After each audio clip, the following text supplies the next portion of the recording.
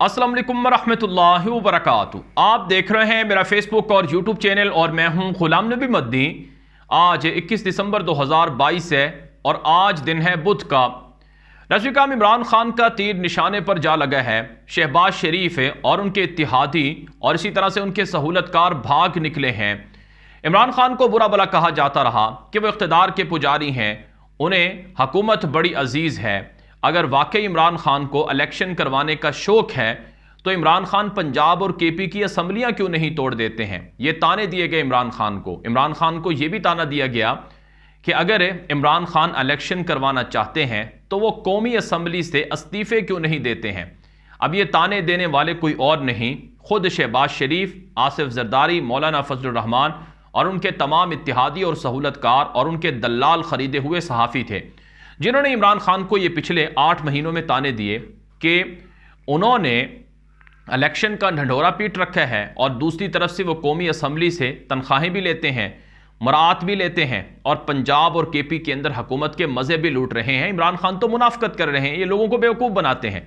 ये ताने पिछले 8 महीनों में इमरान खान को दिए जाते रहे, लेकिन नाज़रीन किराम सच्चाई कुछ और है।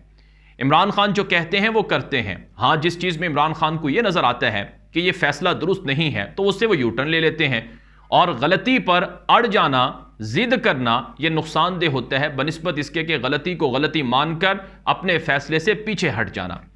अब इमरान खान ये कहते हैं कि उनकी हुकूमत को गिराने के पीछे जनरल बाजवा हैं और उनके बारे में वो ये दावा करते हैं कि वो अपने आप को अक्ल कुल कहते थे और उन्होंने जो गलती की, चोरों को एनआरओ देकर उस पर वो डट गए और अभी भी डटे हुए हैं और अपनी गलती को गलती नहीं मानते हैं, जिसका नुकसान ये हो रहा है कि पाकिस्तान माशी तौर पर तबाह हो गया। पाकिस्तान में दहशतगर्दी की खौफनाक लहर दाखिल हो गई और खौफनाक बदअमनी पूरे पाकिस्तान के अंदर पैदा हो चुकी है। मैं आगे चलकर आपको तफसीलात देने लगा हूं।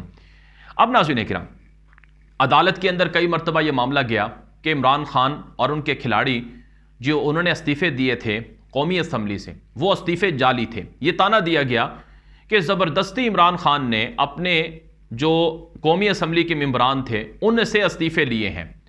अगर स्पीकर कौमी असम्बली उन सब को बुलाए तो वो इस्तीफ़ा देने पर तैयार नहीं होंगे।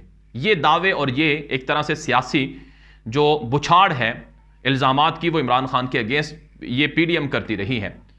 इमरान खान ने ऐलान किया था कि जुमेरात के रोज़ यानी कल के दिन जो कौमी असम्बली है उसमें तमाम के तमाम जो उनके मेंबरान हैं वो जाएंगे और इस्तीफ़ा देंगे।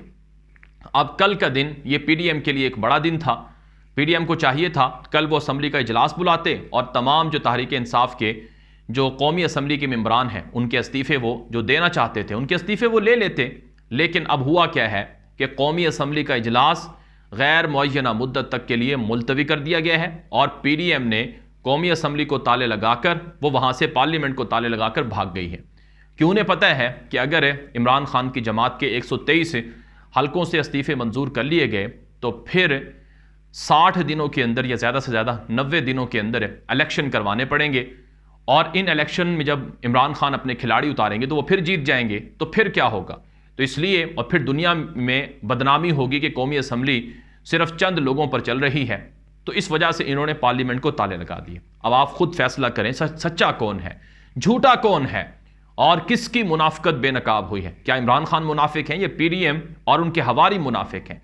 तो ये नाज़रीन किराम इनकी असल हकीकत है जिसकी वजह से पाकिस्तान की आवाम इनसे नफरत करती है। अब एक और ख़बर जो आपके सामने रखते हैं उससे आपको अंदाज़ा होगा कि ये हो क्या रहा है और हकीकत क्या है जो पाकिस्तान के साथ हुआ। अब जनरल बाजवा अपनी गलती पर अड़े हुए हैं, अब उसकी उन्होंने एनआरओ दी है, उसकी वजह से नुकसान क्या हुआ है। ख़बर यह है जो आज की ताज़ा तरीन ख़बर है कि आसिफ जरदारी, नवाज शरीफ और यूसुफ रज़ा गिलानी के ख़िलाफ़ तोशा खाना रेफरेंस वापस नैब को भिजवा दिया गया है। इस हवाले से एहतिसाब अदालत इस्लामाबाद के जो एडमिनिस्ट्रेटिव हैं जज मोहम्मद बशीर ने रेफरेंस कौमी एहतिसाब ब्यूरो नैब को वापस भिजवाया। नवाज शरीफ को तोशा खाना रेफरेंस में इश्तिहारी करार दिया गया था।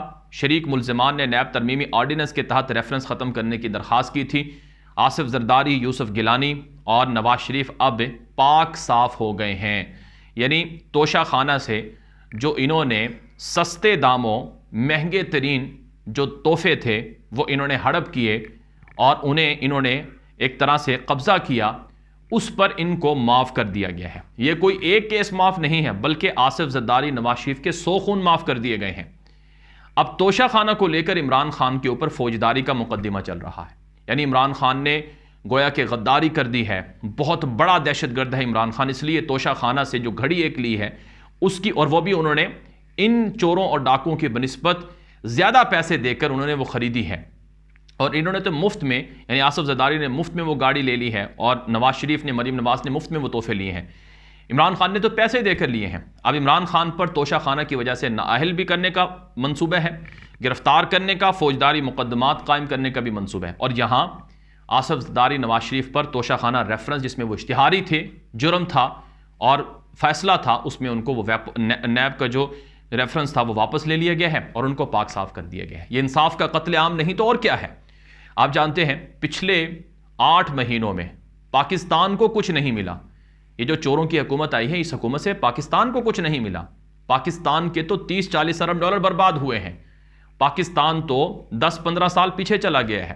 پاکستان کا خزانہ خالی ہو گیا ہے، اور پاکستان کے اندر جرائم میں خوفناک اضافہ ہو، دہشت گردی کا نیا ایک خوفناک طوفان پاکستان میں آ گیا ہے۔ اور ہوا کیا ہے کہ 2000-3000 ارب روپے کے لوٹنے والے جو مجرم تھے ان کو ایک ایک کر کے معاف کر دیے ہیں۔ رسول پاک صلی اللہ علیہ وسلم کی حدیث ہے جو عمران خان بھی اکثر سنایا کرتے ہیں، اور یہ مسلم اور بخاری شریف کی حدیث ہے کہ تم سے پہلے قومیں اس وجہ سے ہلاک ہوئی کہ بڑے بڑے جو چور ہوتے تھے، معزز لوگ ہوتے تھے، جو اگر کوئی جرم کرتے تو ان کو معافی مل جاتی، اور جو چھوٹے چھوٹے جو جرم کرنے والے لوگ ہوتے تھے ان کو سزائیں ملتی تھیں، اس وجہ سے وہ قومیں تباہ ہو گئی ہیں۔ تو کیا پاکستان جو کہ ایک قوم بھی ہے، ایک ملک بھی ہے، کیا یہ تباہ نہیں ہوگا؟ کیا انہوں نے کوئی جنت کا ٹھیکہ لے رکھا ہے کہ ہم جو مرضی کرتے رہیں، اللہ کی نافرمانیاں کرتے رہیں، ہمیں کچھ نہیں ہوگا؟ یہ آپ خود فیصلہ کر سکتے ہیں۔ تو یہ ناظرین کرام ان کی حقیقت ہے، جس کو یہ جان بوجھ کر میڈیا پر پیسے دے کر، لفافے خرید کر، دلال خرید کر، ان کے ذریعے سے لوگوں کو بیوقوف بنانے کی کوشش کرتے ہیں، لیکن لوگوں کو ان کی حقیقت پتہ چل چکی ہے۔ اب ناظرین کرام یہ آپ خبر دیکھیں، کراچی سے یہ خبر ہے کہ کراچی کے اندر 2 روز کے دوران جو سٹریٹ کرائمز ہیں ان میں 2 نوجوان قتل ہو چکے ہیں۔ افسوس کے ساتھ یہ کہنا پڑتا ہے کہ پچھلے 8 مہینوں میں کراچی سے جو سٹریٹ کرائمز کے واقعات ہیں ان میں 200% اضافہ ہوا ہے، اور کوئی تقریباً 200-250 کے قریب لوگ پچھلے 8 مہینوں میں ڈکیٹیوں پر مزاحمت کے دوران مارے جا چکے ہیں۔ یہ وہ پاکستان کا سب سے بڑا شہر ہے جو پورے پاکستان کو پالتا ہے، اور اس وقت بدامنی کا سب سے بڑا گڑھ بنا ہوا ہے۔ کیوں؟ وجہ یہ ہے کہ جنہوں نے امن و امان قائم کرنا تھا وہ جوڑ توڑ اور ڈرائنگ روم کی سیاست میں مصروف ہیں۔ پھر ناظرین کرام یہی نہیں، میرے سامنے اس وقت ایک اور بیان ہے جو کے پی کے وزیر اعلیٰ کا بیان ہے۔ انہوں نے کہا کہ رجیم چینج آپریشن کے بعد پاکستان کا صوبہ خیبر پختونخوا بدامنی کا مرکز بن چکا ہے۔ انہوں نے کہا کہ جنوبی اضلاع کے اندر جو امن و امان کی صورتحال خراب ہے، اس کی ذمہ دار مرکزی حکومت ہے، کیونکہ مرکزی حکومت کے ذمہ ہے کہ اس طرح کی دہشت گردی اور بدامنی پر قابو پایا جائے، لیکن یہ مرکزی حکومت خاموش تماشائی بنی ہوئی ہے، اور اس کی وجہ سے جو کے پی کے صوبہ ہے جہاں وہ معاشی کرائسس میں ہے، وہیں ناظرین کرام وہ بدامنی اور دہشت گردی کی خون ریز جو لہر ہے اس سے بھی متاثر ہو رہا ہے۔ یہ کے پی کے وزیر اعلیٰ نے بیان دیا، اور پورا پاکستان جانتا ہے کہ 8 مہینے پہلے یہ دہشت گردی نہیں تھی، یہ بدامنی نہیں تھی، یہ امن و امان کی صورتحال اس قدر خراب نہیں تھی جو اب ہے۔ اس کا ذمہ دار کون ہے؟ مرکزی حکومت ہے، جس نے زبردستی قبضہ کیا ہوا ہے، جو الیکشن نہیں کروانا چاہتی، جو عوام کو عوام کا مینڈیٹ نہیں دینا چاہتی، اور اس کے ذمہ دار وہ لوگ ہیں جنہوں نے مل کر یہ حکومت لائی تھی اور ان کو بڑا اچھا پیش کیا تھا، اور اس کے ذمہ دار وہ صحافی اور وہ دلال میڈیا بھی ہے جو پیسے لے کر پاکستان کو اجاڑنے والے ان چوروں ڈاکوں کی حمایت کرتا رہا ہے۔ یہ ویڈیو عام کر دیں۔ مزید اس طرح کی معلومات اور خبروں کے لیے آپ ہمارا یوٹیوب چینل ہے جو کہ ناظرین کرام غلام نبی مدنی کے نام سے ہے، اسے فالو کر لیں۔ ہمارا فیس بک پیج غلام نبی مدنی آفیشیل بھی ہے، اسے بھی لائک کریں، فالو کریں، دوستوں کے ساتھ شیئر کریں۔ اجازت دیجیے، السلام علیکم ورحمۃ اللہ وبرکاتہ۔